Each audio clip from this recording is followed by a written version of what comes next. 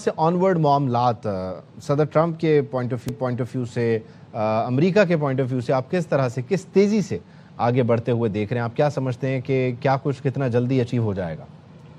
देखिए, सबसे पहले तो मैं डेली मेल का आज का आर्टिकल जो है उसके बारे में बात करना चाहूंगा कि उन्होंने उसमें डोनाल्ड ट्रंप साहब के कोट कुछ उन्होंने किया है। एक तो उन्होंने ये कहा था कि मैंने जेडी वांस को मुकम्मल इख्तियार देकर वहां भेजा है, और दूसरी इंस्ट्रक्शन के बारे में लिखा गया है कि मैं चाहता हूं वो किसी न किसी मिडिल ग्राउंड पे आके इस मुआहदे को फॉर्म करके तो वापस आए। और दूसरा जो मेरी इंफॉर्मेशन ये कह रही है कि 15 जो शराइत थी अमेरिका की तरफ से, 11 जो है उसमें से शराइत जो है वो उन पे एग्रीमेंट हो चुका है। 10 शराइत जो ईरान की तरफ से आई थी उनमें 7 के ऊपर एग्रीमेंट हो चुका है। और दूसरा मैं जो बिलखसूस देख रहा हूं कि हमारे फील्ड मार्शल और हमारे प्राइम मिनिस्टर साहब बड़े कॉन्फिडेंट और मुतमिन नजर आते हैं। मैं घबराहट नहीं देख रहा उनकी किसी चीज में। हाँ, एक इसमें स्पॉइलर मौजूद है, इजराइल और लेबनान की सिचुएशन। मेरे ख्याल में आने वाले 24 घंटे वो काफी इंपॉर्टेंट होंगे कि किस तरीके से इजराइल को इस जारहियत से रोका जा सके। दूसरी बात तकवीत ये देती है कि अगर इसमें डाउट होता इजराइल की किसी चीज में, अगर ये चीज सॉलिड ना होती तो जेडी वांस वहां से इतना लंबा सफर शुरू ही ना करते। तो मैं इस चीज को मैच्योर होते देख रहा हूं, और मैं बिलखसूस आज इतना प्राउड फील कर रहा हूं कि आज दुनिया के हर कैपिटल में, हर जरीदे में मेरे वतन पाकिस्तान का नाम है। आज 11 महीने का दूसरा मास्टर स्ट्रोक है बुनियानुल मरसूस के बाद। 11 महीने के बाद आज फिर दोबारा एक बहुत बड़ी खुशखबरी जो है वो मेरे वतन अजीज को हासिल हुई है। ये सबसे बड़ी बात है।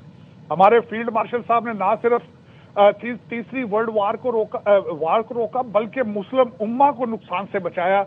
वो सऊदी अरेबिया को, गल्फ कंट्रीज को उन्होंने इस जंग में छलांग लगाने से रोका रखा। मैं समझता हूं कि ना सिर्फ नोबेल पीस प्राइज मिलना चाहिए हमारे फील्ड मार्शल और हमारे वजीर आजम साहब को, लेकिन आने वाले दिनों में दुनिया याद करेगी कि किस तरीके से एक आर्मी, एक सोल्जर ने, एक फील्ड मार्शल ने, एक सिपा सालार ने, एक सैयदजादे ने किस तरीके से 2 मौजज़ात जो है उनको, नामुमकिन मौजज़ात, भारत को नाको चबवाने, और फिर उसके बाद आज आप देखें रियाज, तेहरान, वॉशिंगटन डीसी, बीजिंग, उनके दरमियान सिर्फ इनकी मजबूरी बन चुका है पाकिस्तान। तो मैं ये समझता हूं इसकी जितनी भी तारीफ की जाए कम है, और मेरी ख्वाहिश होगी कि पाकिस्तानी अगर जहां भी आबाद है इसको एंजॉय करे, इस पे प्राइड फील करे, और दुआएं खैर करे कि पाकिस्तान इस तरीके से ही दिन दुगनी रात चौगनी तरक्की करता है। अच्छा, इसमें बुनियादी तौर पर तारड़ साहब ये बताइएगा कि जाहिर है आपने जिस तरह से जिक्र किया कि इसराइली लॉबी डेफिनेटली मौजूद है, and we know it exist there, वहाँ पे मुख्तलिफ चैनल्स के थ्रू वो एक्टिव होती है, मैनिपुलेट करती है। अब ये बताइएगा कि वो किस तरह से मतलब इस सारी सीरत हाल को सबूताज करने की, इस डील को सबूताज करने की कोशिश कर रही है, या अभी वो बैक एंड पे देख रही है कि पहले हो जाए फिर देखेंगे क्या करना है? ज़ायनिस्ट जो है वो कभी भी नहीं सोएंगे। 45 साल से वो ये ख्वाब देख रहे थे कि किस तरीके से अमेरिका को घेर के लाया जाए मिडिल ईस्ट में दोबारा, इराक और लीबिया के बाद, और ग्रेटर इजराइल का रास्ता हमवार किया जाए। अब वो किस तरीके से वार करेंगे आपको, एक तो वो भारत को असला देंगे, उसको एक्टिवेट करेंगे, और दूसरा तालिबान के ऊपर कैपिटलाइज करेंगे, उनको उकसाएंगे, पैसा और असला भी देंगे। और तीसरी चीज जो मैं आपको बताना चाहूंगा, जो आपकी अपनी कमजोरी है, आपके चंद बिगड़े बच्चे जो पाकिस्तान से भाग के बाहर बैठे हैं, जो मुसलसल अटैक कर रहे हैं 5th जनरेशन वार के जरिए, उनको आइडियाज भी देंगे, उनको फंड भी करेंगे कि किसी न किसी तरीके से पाकिस्तान को डिस्टेबलाइज किया जाए। अब जो तरीकाकार वो करना चाहेंगे कि भारत को कहें कि वो तालिबान को, वो आपको अफगानिस्तान वाले बॉर्डर पे आपकी आर्मी को एंगेज करे, और खुद ईस्टर्न बॉर्डर पे भारत खुद आपके साथ वहां पे एंगेज हो, या आपको इंटरनेशनल अरीना में लीडर बनने से रोका जा सके। और दर हकीकत जो ज़ायनिस्ट माइंडसेट है, ज़ायनिस्ट के पास रिसोर्सेज बहुत ज्यादा है, साइंटिफिक अचीवमेंट, साइंस, टेक्नोलॉजी, और उसके बाद दूसरा सबसे बड़ा टूल जो उनके पास है कि अमेरिका के अंदर वो इलेक्शन सिस्टम को समझते हैं, वो इलेक्शन को मैनिपुलेट करना जानते हैं, और मेरे ख्याल में वो ही मौके देंगे और वो मुसलसल पाकिस्तान पे वार करेंगे। अच्छा नहीं लेकिन आप ये जो बात करें कि डेफिनेटली वो सोएंगे नहीं, वो तो अपनी कोशिश करते रहेंगे। जरा इसको अगर हम क्विकली करें, अमेरिकी सदर ने बावर कराया तो वो एक म्यान में दो तलवारें तो हो नहीं सकती। वो कह रहे हैं कि नहीं करना, अगर वो फिर भी करता है तो क्या यहाँ पर आप समझते हैं कि ट्रंप अलाउ करेंगे सबको कि ये करता रहे इसराइल? नहीं, देखें, डोनाल्ड ट्रंप साहब के 3 साल बाकी हैं और नेतन्याहू के भी कुछ साल गिने चुने हैं। वो भी 300 मिलियन डॉलर की करप्शन में जेल जाएंगे। लेकिन इन दो अशखास के जाने के बाद आपका क्या ख्याल है, ज़ायनिस्ट मूवमेंट जो खत्म हो जाएगी? Absolutely not. कोई और ज़ायनिस्ट आएगा, वो नए ख्वाब से जाएगा। ग्रेटर इजराइल का नक्शा खुला के उन्होंने दुनिया के सामने रख दिया है। बल्कि हमारे अमेरिकन एम्बेसडर जो इजराइल के अंदर मौजूद हैं, उन्होंने उसको इंडोर्स भी कर दिया है। अब जो मैं अर्ज करना चाहूंगा, अगर आप अपने मुल्कों में अच्छी यूनिवर्सिटियां नहीं बनाएंगे, अपने बच्चों को साइंस टेक्नोलॉजी से दूर रखेंगे, तो फिर आप इसी तरह विक्टिम बनते रहेंगे।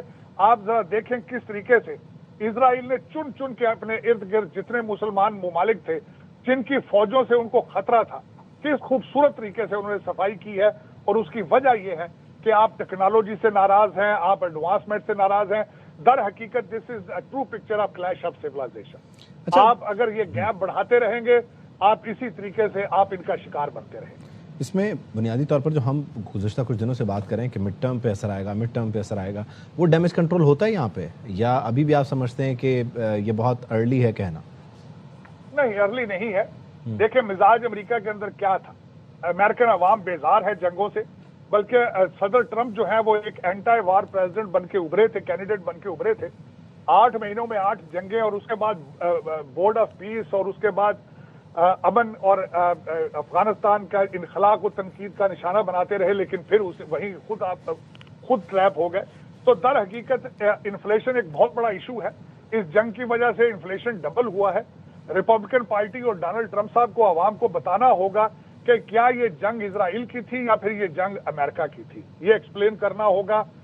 और उसके बाद उन्हें बताना होगा कि अनकंडीशनल सपोर्ट ऑफ इजराइल की कीमत अमेरिका किस हद तक देना चाहेगा। तो ये वो इसके सवाल चाहेगी। रिपब्लिकन पार्टी पहले भी सोच रही है कि ममदानी साहब न्यूयॉर्क में इलेक्शन कैसे जीते हैं। 33% यंग ज्यूइश लोगों ने उनको किस तरह वोट डाले हैं, किस तरीके से उन्होंने गाजा के अगेंस्ट जो माइंड सेट था उसको इस्तेमाल किया है, उस पर कैपिटलाइज किया है।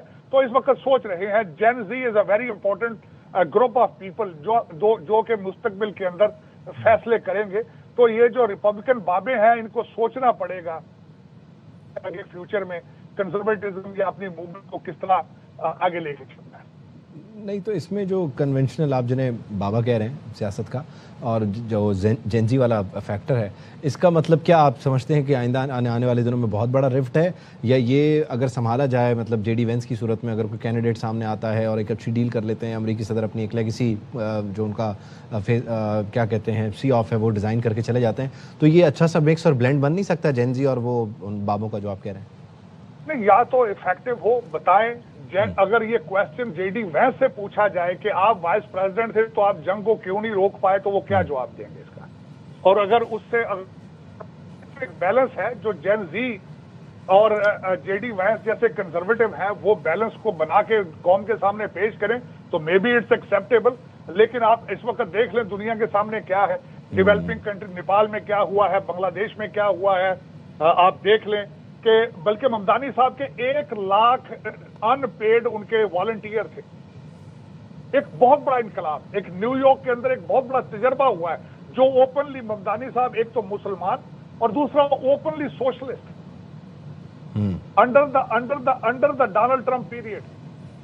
ये एक बहुत बड़ा एक क्वेश्चन मार्क है फॉर कंजर्वेटिव मूवमेंट और बूढ़े लोगों के लिए जो पुराना माइंडसेट रखते हैं और जो अनकंडीशनल सपोर्ट ऑफ इजराइल रखते हैं, जो कि हमारी अमेरिकन फॉरेन पॉलिसी का एक मेन हिस्सा है। ठीक है, थैंक यू, बहुत शुक्रिया साजिद तारड़ साहब, thank you for your time. यकीनी तौर पर ये बहुत इंटरेस्टिंग भी है, और वहीं साथ ही साथ इसको लेकर बहुत सारे सवालात भी मौजूद हैं जिनके जवाब जैसे जैसे दिन का आगाज़ होगा, मुज़ाकरात का आगाज़ होगा, मिलना शुरू हो जाएंगे।